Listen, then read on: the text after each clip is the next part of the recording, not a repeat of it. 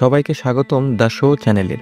আমি আশিকুর রহমান এবং আজকে আমরা বিশ্লেষণ করব এক নতুন এবং অসাধারণ সিনেমা দ্য জর্জ। এই সিনেমাটি এমন এক অনন্য গল্প নিয়ে যেখানে মানবিকতা, সাহস এবং সম্পর্কের নতুন এক রূপ তুলে ধরা হয়েছে। আজকে আমরা জানব কিভাবে সিনেমার প্রতিটি চরিত্র এবং তাদের গল্প একে অপরকে প্রভাবিত করেছে এবং কিভাবে সিনেমার থিমগুলো আমাদের জীবনে প্রভাব ফেলতে পারে। আর যদি আপনি আমাদের চ্যানেলটিতে নতুন হয়ে থাকেন তাহলে সাবস্ক্রাইব করে আমাদের সঙ্গী হয়ে যান এবং ভিডিওটি ভালো লাগলে লাইক এবং কমেন্ট করতে ভুলবেন না। তাহলে চলুন শুরু করি আজকের বিশ্লেষণ দ্য জর্জ। গল্পের শুরুতে আমরা একটি মেয়েকে দেখানো হয় যে ঝোপের মধ্যে তার স্নাইপার বন্দুক নিয়ে লুকিয়ে আছে। সে এখানে একটি প্লেন আসার অপেক্ষা করছে। ঠিক তখন প্লেন আসে এবং একজন মানুষ সেখান থেকে বের হয়। সে সঙ্গে সঙ্গে তার স্নাইপার বন্দুক থেকে একটাই শটে তাকে মেরে ফেলে। এখান থেকে বের হওয়ার সময় সে নিজের ছোড়া গুলির খোলও সঙ্গে নিয়ে নেয়। এর পরের দৃশ্যে একজন মানুষকে দেখানো হয় যে বহু ঘন্টা ধরে সমুদ্র সৈকতে বিষণ্ণভাবে বসে থাকে। তখনই তার ফোনে একটি মেসেজ আসে, যেটা পড়ে সে একটি বিশাল ঘাটের দিকে রওনা হয়। সেখানে পৌঁছানোর পর সে বাট নামের এক অফিসারের সাথে দেখা করে। ওই অফিসার তাকে বলে, তুমি কি মনে করো আমি আসলে কে? প্রকৃতপক্ষে সে এই লোকটির বুদ্ধিমত্তা যাচাই করছিল। লোকটির নাম লেভা। আশেপাশের পরিবেশ দেখে সে বলে, তুমি এখানকার প্রধান মেরিন অফিসার। অফিসার তখন বলে, তোমার দাদা আর বাবা দুজনেই দক্ষ স্নাইপার ছিলেন। আমি তোমার সম্পর্কে শুনেছি যে তুমি এখন পর্যন্ত 200 জনকে হত্যা করেছো। তোমাকে এখানে ডাকা হয়েছে কারণ তোমাকে একটি গোপন মিশনে যেতে হবে যা 1 বছর দীর্ঘ হবে এবং সেখানে তোমাকে একদম একা থাকতে হবে।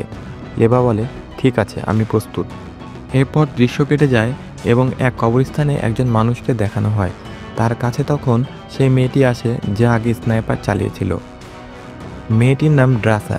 সে একজন বিখ্যাত স্নাইপার। ড্রাসা তার বাবাকে বলে, ড্যাড, আমি আমার কাজ শেষ করেছি, কিন্তু এখন আমাকে নতুন একটি মিশনের জন্য যেতে হবে, তাই আমি তোমাকে পুরো 1 বছর পর দেখতে পাবো। এতটুকু বলে ড্রাসা সেখান থেকে বেরিয়ে যায়। পরদিন লেভা একটি প্লেন থেকে লাফ দেয় এবং নিজের প্যারাশুট খুলে নিচে নেমে আসে। প্রায় 5-6 ঘন্টা ভ্রমণ করার পর সে অবশেষে একটি স্থানে পৌঁছায় যেখানে সে জেডি নামের একজন ব্যক্তির সাথে দেখা করে। জেডি বলে, তুমি একদম সঠিক সময় এসেছো।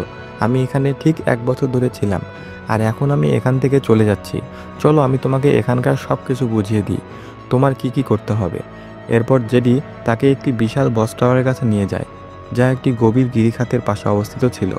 জেডি বলে, তোমার থাকার জন্য এখানে খাবার, পানীয় সহ সব কিছুই রয়েছে। তখন লেভা সামনে থাকা আরেকটি টাওয়ার সম্পর্কে জানতে চায়। জেডি বলে, এই টাওয়ারটিও তোমার মতোই আরেকজনের জন্য 1 বছর জন্য থাকতে হবে, কিন্তু তোমার তার সাথে কোনো সম্পর্ক থাকবে না, তোমার শুধু নিজের কাজ করতে হবে। লেভা জিজ্ঞেস করে, এই খাদের নিচে কি আছে? জেডি উত্তর দেয়, এটাকে নরকের দরজা বলা হয়। এর মধ্যে অনেক দানব দৈত্য রয়েছে যাদের হলোম্যান বলা হয়। এরপর জেডি আরও বলে, প্রতিদিন তোমাকে কোম্পানিতে তোমার ফিডব্যাক পাঠাতে হবে, আর যদি কোনো দানব দেখতে পাও সঙ্গে সঙ্গে গুলি করে মেরে ফেলবে। এই জায়গাটা একটা বড় রহস্য যা সম্পর্কে বাইরে কেউ কিছু জানে না। সব কিছু বুঝিয়ে দেওয়ার পর পরের দিন জেডি এখান থেকে বেরিয়ে যায়। তাকে নিতে একটি হেলিকপ্টার আছে। কিছু দূর যাওয়ার পর জেডিকে গুলি করে হত্যা করা হয়। এদিকে লেভা তার কাজ সঠিকভাবে চালিয়ে যেতে থাকে। সে রেডিওর মাধ্যমে এখানকার সমস্ত তথ্য এবং নিজের ফিডব্যাক কোম্পানিতে পাঠিয়ে দেয়। একদিন সে দেখতে পায় যে এই কাজ 1940 সাল থেকে চলে আসছে। একদিন যখন লেভা পাহারাদার করছিল, ঠিক তখনই লেভার কিছু শব্দ শোনার মতো মনে হয়। সে সামনে থাকা টাওয়ারের দিকে তাকায় যেখানে একটি মেয়ে দাঁড়িয়েছিল। মেয়েটিও জানতো যে সামনের টাওয়ারে থাকা কেউ তার মতোই কাজ করছে। রাতে যখন লেভা ঘুমাতে যায় তখন সে একটি অদ্ভুত স্বপ্ন দেখে। সে হঠাৎ জেগে ওঠে, দ্রুত তার বন্দুক হাতে নিয়ে চারপাশে দেখতে শুরু করে। তখন সে দেখে সামনের টাওয়ারে একটি মেয়ে একা বসে আছে এবং নিজের জন্মদিন উদযাপন করছে। ড্রাসা চোখের চশমা পরে লেভাকে সামনের টাওয়ারে দাঁড়িয়ে দেখতে পায়। সে একটি কাগজে কিছু লিখে লেভাকে দেখায়। তোমার নাম কি? লেভাও কাগজে লিখে তার উত্তর দেয়। দুজন একে অপরের সাথে পরিচিত হওয়ার পর দূর থেকে জন্মদিন উদযাপন করতে শুরু করে। তারা একে অপরকে জানার পর খুব খুশি হয়। এরপর ড্রাসা একটি গান চালিয়ে নাচতে শুরু করে এবং লেভাকেও নাচতে বলে, কিন্তু লেভা উত্তর দেয়, না, আমি খুব খারাপ ডান্সার। ড্রাসা মজা করে তার বন্দুক দিয়ে লেভার গ্লাস ভেঙে ফেলে। তখন লেভাও তার লক্ষ্য ভেদের ক্ষমতা দেখিয়ে ড্রাসার ওয়াইনের বোতল ভেঙে দেয়। দুজন একে অপরকে নিজেদের লক্ষ্যভেদের ক্ষমতা দেখে বেশ আনন্দ করতে থাকে। ঠিক তখনই ড্রাসা লেভাকে বলে, নিচে তাকাও। লেভা নিচে তাকাতেই দেখে সেখানে অনেক দানব জড়ো হয়ে গেছে এবং তারা ধীরে ধীরে তার দিকে এগিয়ে আসছে। এই দানবরা ছিল আধা মানুষ আধা শয়তান। লেভা সঙ্গে সঙ্গে গুলি চালানো শুরু করে। নিচে একটি বিশাল বিস্ফোরণ ঘটে, যার ফলে অনেক দানব মারা যায়। তবুও কিছু দানব লেভার দিকে এগিয়ে আসতে থাকে। ড্রাসা এই দৃশ্য দেখে তৎক্ষণাৎ লড়াইয়ে যোগ দেয়। সে কিছু দানবকে স্নাইপার দিয়ে গুলি করে মারে এবং শেষ পর্যন্ত একটি মেশিন গান ব্যবহার করে সবাইকে ধ্বংস করে ফেলে। ঠিক সেই মুহূর্তে ড্রাসার শরীরে একটি অদ্ভুত অনুভূতির সৃষ্টি হয়। ঠিক তখনই একটি দানব ড্রাসার পিছনে এসে পড়ে, কিন্তু ড্রাসা কোনো না কোনোভাবে সেটিকে মেরে ফেলে। লেভা লক্ষ্য করে যে ড্রাসার টাওয়ারের নিচেও দানবরা জড়ো হয়ে গেছে। সে হেডশট দিয়ে একে একে সবাইকে নিচে ফেলে দিতে থাকে। একটি দানব পড়ে গিয়ে সরাসরি একটি বোমার সাথে ধাক্কা খায়, যার ফলে সেখানে বিশাল বিস্ফোরণ ঘটে। বিস্ফোরণের কারণে ড্রাসা আহত হয়ে পড়ে। যখন দানবরা পাশের দিক থেকে অনেক বেশি উপরে উঠে আসে, তখন স্বয়ংক্রিয়ভাবে মেশিন গান চালু হয়ে যায়। অটোমেটিকভাবে দানবগুলি গুলি করে মেরে ফেলে। এদিকে লেভাও তার মেশিন গান চালিয়ে সবাইকে শেষ করে দেয়। এখন পর্যন্ত যদি তোমরা এই ভিডিওটি পছন্দ করো, তাহলে কমেন্টে তোমাদের অভিজ্ঞতা অবশ্যই শেয়ার করো। দানবদের শেষ করার পর ড্রাসা হাসতে হাসতে বলে, এটাই ছিল আমার জীবনের সেরা জন্মদিন। সকাল হয় আর লেভা তার বোমগুলো ঠিক করতে নিচে নামে। এভাবে নজরদারি করতে করতে কয়েক মাস কেটে যায়। শীত আসে আর এখন ডিসেম্বর মাস চলছে। চারিদিকে বরফ পড়ছে আর ড্রাসা বেশ একঘেয়েমি অনুভব করছে।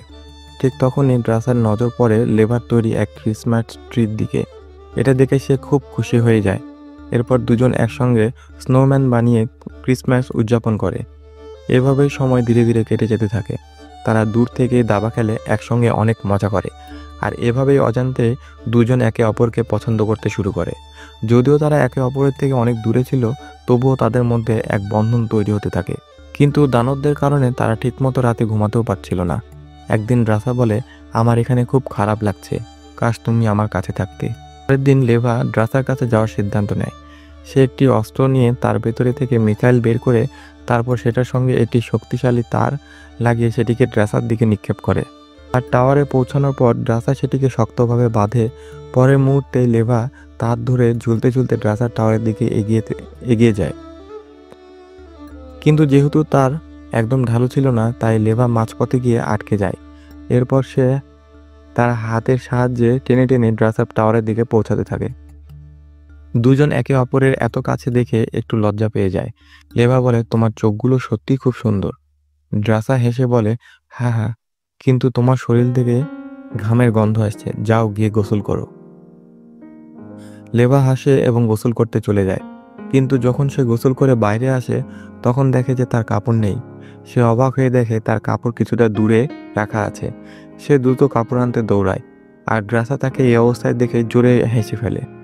সন্ধ্যা হলে তারা একসঙ্গে রাতের খাবার খায় এবং নিজেদের শুটিং দক্ষতা নিয়ে কথা বলে। তারপর ড্রাসা ঘরের ভিতরে ঢুকে নাচতে শুরু করে। লেভা মজা করে তার সঙ্গে নাচতে শুরু করে। নাচ করতে করতে তারা একে অপরের খুব কাছাকাছি চলে আসে। এরপর তারা সারা রাত একসঙ্গে কাটিয়ে দেয়। সকাল হয় আর দুজন একসঙ্গে খুব খুশি থাকে। ড্রাসা লেভাকে তার টাওয়ারের দিকে ফিরে যাওয়ার জন্য নিচ পর্যন্ত এগিয়ে দিতে আসে। সে সময় সে খুব আবেগপ্রবণ হয়ে পড়ে। লেভা আবার তার ধরে ঝুলে তার টাওয়ারের দিকে ফিরতে থাকে। ঠিক তখনই নিচের মাইনফিল্ডে একটি বিশাল বিস্ফোরণ ঘটে।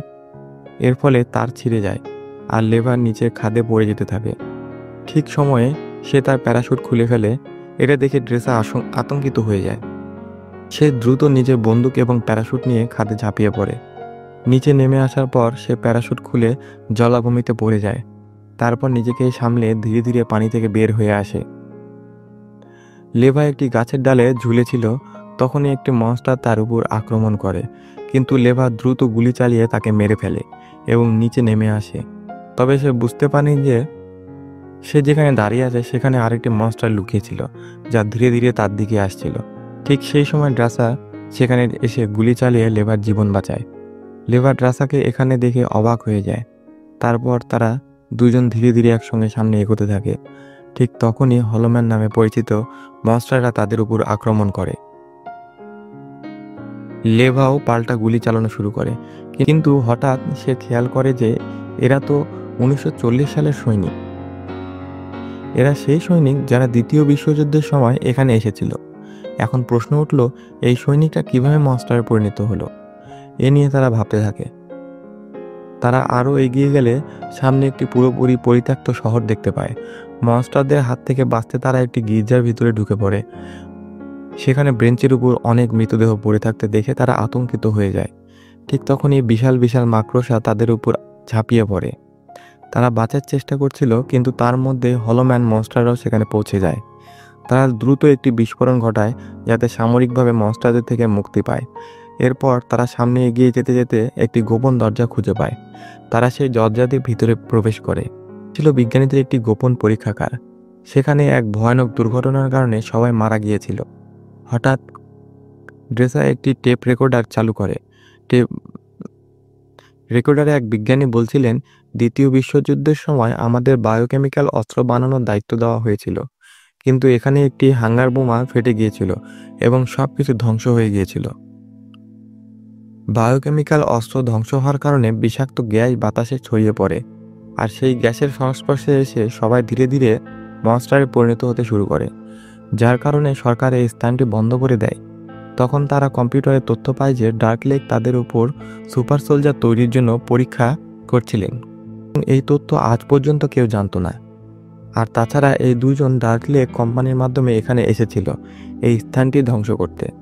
এখানে একটি নিউক্লিয়ার বোমা ছিল, যা এবার দেখে যে এর প্রভাব 4.2 কিলোমিটার পর্যন্ত ছড়িয়ে যাবে। এখন সব কিছু বুঝে তারা এখান থেকে বেরিয়ে যাওয়ার সিদ্ধান্ত নেয়। তারা যখন সামনে এগিয়ে যায় তখন ঘোড়া নিয়ে একটি মনস্টার ড্রেসাকে ধরে নিয়ে চলে যায় এবং তাকে টেনে নিয়ে এক জায়গায় নিয়ে যায়। এখানে ড্রেসা খুব চেষ্টা করে বাঁচার, এবং যখন মনস্টারটি তাকে মারতে যাচ্ছে তখন লেভা আসে এবং মনস্টারটিকে মেরে ফেলে। ড্রেসা লেভাকে দেখে খুব খুশি হয়। এখন এই দুইজন এগিয়ে যেতে থাকে। তারা এক বিশাল মনস্টার দেখতে পায়। তার থেকে ধীরে ধীরে অনেক মনস্টার ছড়িয়ে পড়ে। তারা যখন এখান থেকে বের হচ্ছিল, ড্রেসার পা সেগুলোর উপর পড়ে এবং তারা ড্রেসাকে ধরে ফেলে, কিন্তু লেভা তৎক্ষণাৎ তাদের কেটে ফেলতে থাকে এবং সেখান থেকে একটি নেট ছুঁড়ে ফেলতে থাকে, যার কারণে সেই মনস্টারটি পুড়ে মারা যায়। এগিয়ে যাওয়ার পর তারা একটি পুরনো জিপ পায় এবং সেটা চালিয়ে তারা ছিঁড়ে যাওয়া তারের কাছে পৌঁছে যায়। তারা সেই তারটিকে তাদের জিপের সাথে সংযুক্ত করার পর তারা ধীরে ধীরে উপরের দিকে চড়তে থাকে, কিন্তু সেই মনস্টারগুলো তাদের পিছনে আসতে থাকে। তারা সেই মনস্টারগুলোর সাথে লড়াই শুরু করে এবং তাদের পরাজিত করে। তবে ধীরে ধীরে তারের সাহায্যে সেখানে আরও মনস্টার এসে পৌঁছে যায়। লেভা তাদের উপর পেট্রোল ফেলে এবং এক বিস্ফোরণ ঘটায়। কারণে সেই মনস্টারগুলো নিচে পড়ে যায়। সেই সঙ্গে তারা অনেক উপরে পৌঁছে যায়। জিপের তার কেটে ফেলে, ফলে সেটিও নিচে পড়ে যায়। অবশেষে তারা টাওয়ারে পৌঁছে যায়। নিচে সত্য জানার পরে ড্রেসা বলে যে আমাদের দুজনকে এখান থেকে পালিয়ে যাওয়া উচিত। তারা রাতে এখান থেকে বের হওয়ার পরিকল্পনা করে। সকালে যাওয়ার সময় লেভা ড্রেসাকে প্রপোজ করে এবং তারের সাহায্যে টাওয়ারে ফিরে আসে। এদিকে বোর্ড জানতে পারে যে তারা নিচের সত্য জেনে গেছে, তাই বোর্ড তাদের মারার জন্য হেলিকপ্টার নিয়ে সেখানে আসে এবং তাদের ধ্বংস করতে ড্রোন পাঠায়, কিন্তু তারা নিজেদের স্নাইপার দিয়ে সেই ড্রোনগুলোকে ধ্বংস করে দেয়। বা এখানে আসার আগেই সেখানে বোম সেট করেছিল, সে স্নাইপার চালায় এবং একের পর এক সবগুলো বোম বিস্ফোরিত করে।